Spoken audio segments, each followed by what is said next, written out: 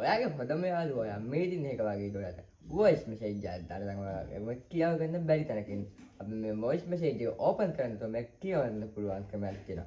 අර වීඩියෝ එකකින් මේක කරන කොහොමද කියලා බලමු. එහෙනම් අපි යන් අර වීඩියෝ එකට.